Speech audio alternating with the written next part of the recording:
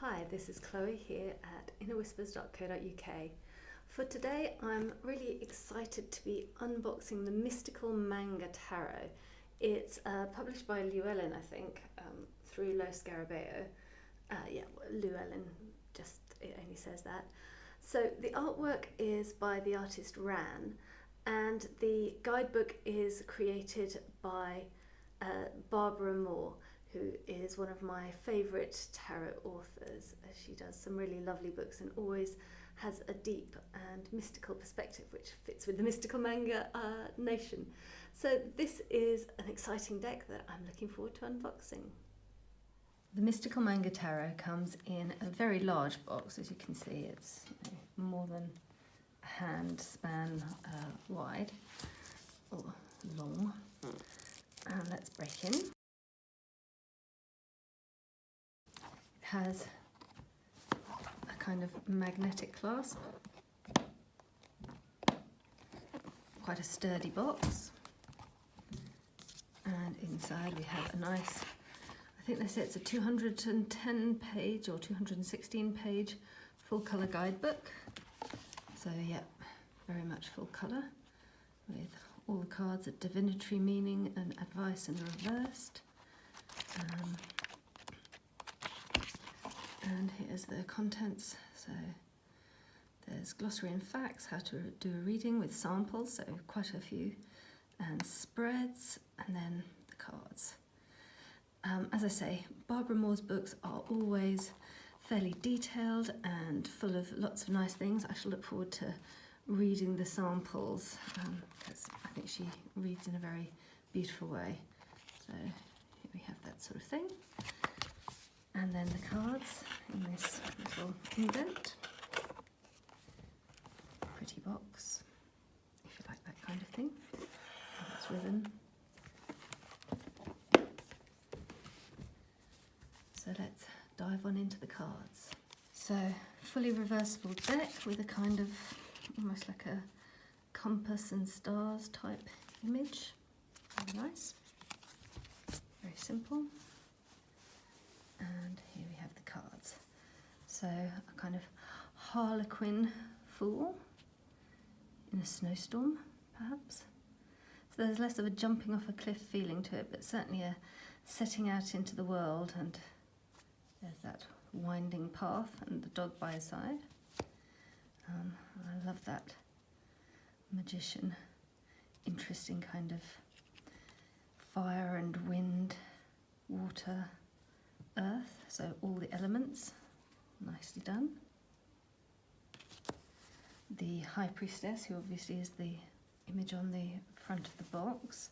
And it's interesting here because she's reading or writing into the scroll rather than just having it sat on her lap. Sometimes people talk about the knowledge being there and you don't actually need to do anything to access it other than sit quietly, so sort of meditative trance state. Whereas here it's almost got more of a Book of Shadows feel to it, perhaps. And lovely, funny purple hair. Ooh, a rather sad looking empress.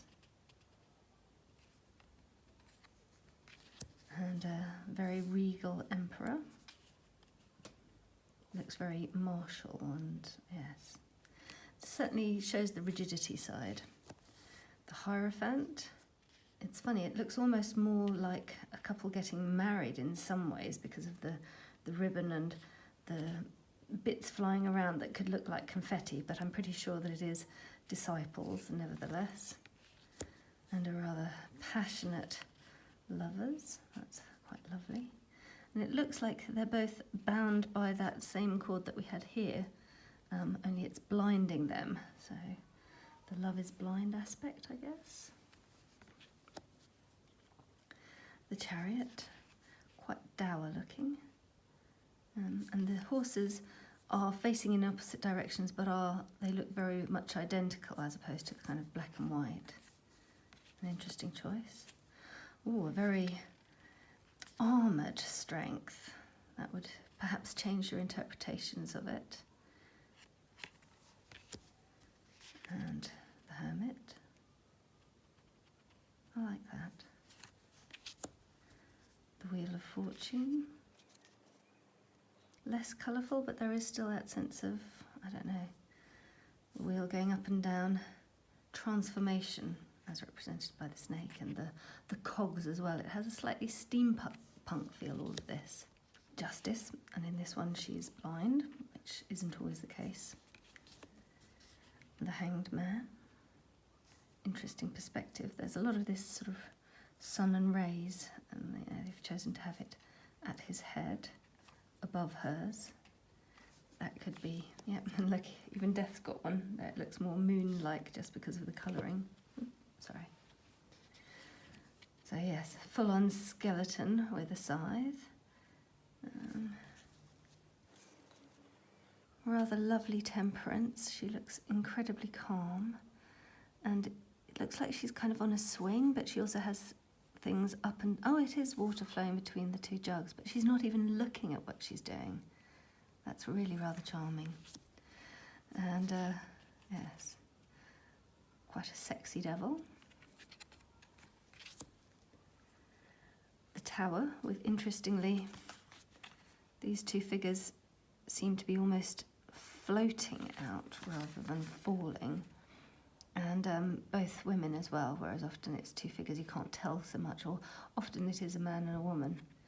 And oh, that's very curious, the way that the staircase goes up into the tower, and it's almost like it's not, I don't know, doesn't have very good foundations, you could say. Perhaps another reason why it needed to be torn down. A lovely star, I like that a lot. All these lotus flowers as well. The colouring is gorgeous. The moon, I'm not sure I'd go for the buxom lady, but hey, it's fine. And almost like the Sound of Music style Children in the Sun. Okay. Oh, that's rather nice. I like the Judgment. And here we have two angels instead of just the one. And a heart rising up, taking wing. Yes. And the world. Very interesting. So she's got this third eye thing going on, and she can't actually see, like she has a veil covering her. And the cogs are flying off in all directions, and this wonderful globe here. That really is very lovely. And she seems to have wings as well, maybe. So moving into the one suit, clearly representing fire. Charming. Oh, nice. He's not looking out at the world there. He's very much looking at the little world here, but he could always turn around at any moment because he is out there on the battlements. The uniforms, costumes, it gives it a very particular kind of feel. And the manga isn't quite as apparent. I mean, like, they're not huge-eyed manga, but they are just manga. So 3 of Wands. You can't see any ships that he's waiting for, but it's definitely by the water, looking down over it. 4 of Wands. Clearly marriage celebration. And 5 of Wands. Less obvious that he's being blocked by other than fighting, but there is that feeling of a slight blockage. 6 of Wands and 7.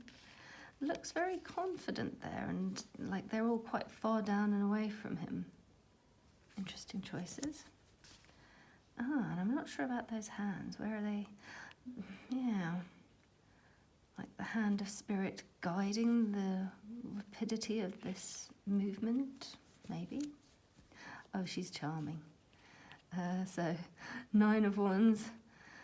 It looks almost like it's in clouds or in water, so quite different, yeah. Very interesting. And 10 of Wands. So once again, it's a woman that's bearing the burdens, one in front and the rest over her shoulder. Heavy load to carry. Page of Wands, with a little spark of flame there. Oh, lovely. Knight of Wands with a fur kind of thing around. I'm tempted to say her neck, but maybe not. I don't know, maybe it's just because of the strange shape in the armour. Queen of Wands. Yes, perhaps not. Women are fairly obvious, sometimes in this deck. And the King of Wands. Ace of Cups, that's lovely. The way her arm trails off into water. So a lot of traditional symbolism, overflowing, little heart, lovely. Ooh, very much winged snakes here, and a anatomical heart, if I'm right. And they do look straight into one another's eyes. It's interesting because this is a very red card for the suit of cups. And likewise here, really, with all the roses, which I guess, pink roses, support and love. Ah, a charming kind of depiction of spirit. And he's just not looking. Come on, mate, open your eyes, see the possibilities. Five of Cups, very different perspective. Look at those storm clouds. And it looks like a long way to the castle over there, but there are stepping stones all along the path if you're willing to go there. Very sweet little children. The costumes are fabulous. And, oh yes, I like it. As I say, there is a real steampunked feel to this. As I said before, in many ways, the very femme characters are very femme, but this, you know, this could be a quite androgynous female character too. It's quite open to interpretation, some of these, which is quite nice. It leaves that up to you to decide. And character walking away, seeking a higher truth. Is this someone they're leaving behind? Is this a representation of spirit? Curious. Nine of Cups definitely looks happy with himself or herself. And Ten of Cups, a rainbow happy family. Our Page of Cups with a little, instead of a fish coming out of this cup, it's a little mermaid perhaps, or just a water elemental. Knight of Cups, mooning into his cup. The Queen of Cups with her lidded cup, very traditional. And the King of Cups. I like his air of tranquility. Certainly not gazing into his cup, that's for sure. He's just feeling it. Moving on to the suit of swords. Has touches of the leaves that are normally around it, but a much more verdant sense of it. And here we have a masculine character instead of the normal female, and actually in the water rather than on a rocky throne outside of it. Three of Swords as heartache with a crying woman creating the rain. And the Four of Swords. I like that. The Four of Swords is often an important card to me. Hey, you know, had a lot of insomnia. And so here she has one sword that she's aligning with her body. That's her clear focus that she's embodying. And the other three swords are in her mind, very much echoing the Three of Swords here. And yet also you could see them as being underneath her, that those are the things that she's open to thinking about, open to coming back to, open to dreaming about perhaps in preparation for what she needs to do. She's channeling it into a single focus. I really like that. Five of Swords, one barefoot, one in boots, both heading off after the battle. And in the Six of Swords, she's rowing herself and with a veil over her head. And very different hilts on all of the swords. Lots of different touches here for intuitive interpretations. And the Seven of Swords, very playful as she makes a run for it, but there's the eyes in the sky watching her. And, oh, a fierce kind of... There's something about the colouring in this Eight of Swords, and there's chains as well as the ribbon. She's really quite trapped, and yet it does have that bondage aspect. Has she chosen these bindings for herself? Can she slip out of them with just a safe word said? 9 of Swords. Ah, look at that frightening monster with many eyes and tongues or flames burning. Yeah, definitely scary. Nightmare stuff. And the 10 of Swords, wow. Stabbed in the back, blood flowing, and yet in the water. And the sun rising ahead. Oh, a very gentle Page of Swords after this dramatic card. These have this very gentle blue and yellow colouring. The Knight of Swords with his horse looking straight ahead while he looks to the side. The Queen of Swords. And the King of Swords. His sword is far more held straight and rigid, whereas she, in this one, is the more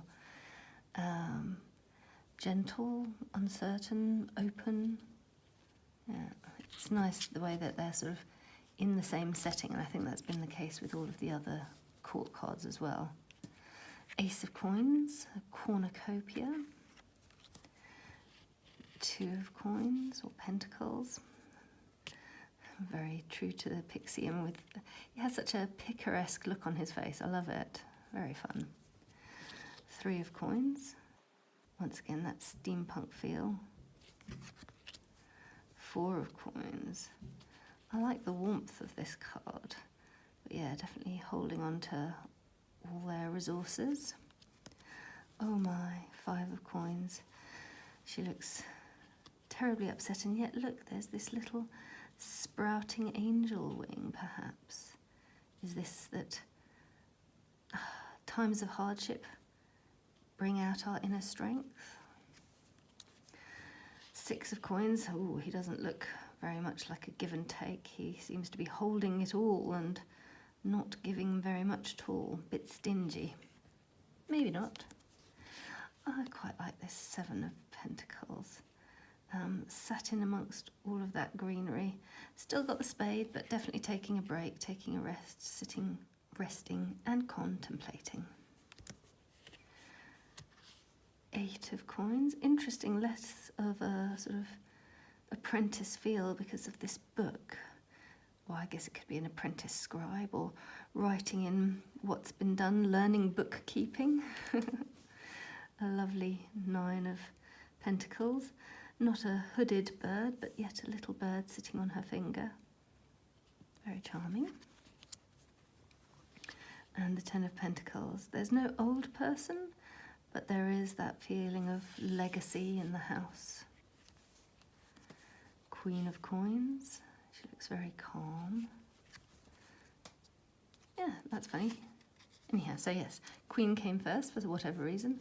Then we have our dashing young page, our stable knight, and our looks rather happy with himself, King of Coins.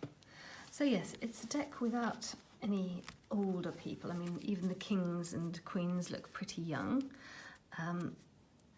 Very attractive, steampunk, less manga in the sense of, you know, the big-eyed look.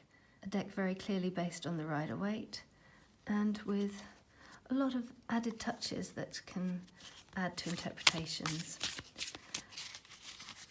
As with Llewellyn decks generally, it does shuffle quite smoothly. And we'll give it a little ripple as well.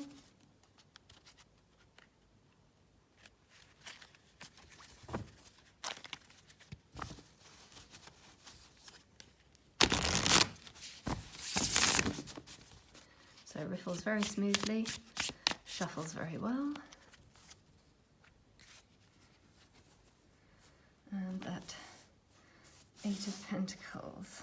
What can you study or learn about that will be of practical use to you? Blessed be.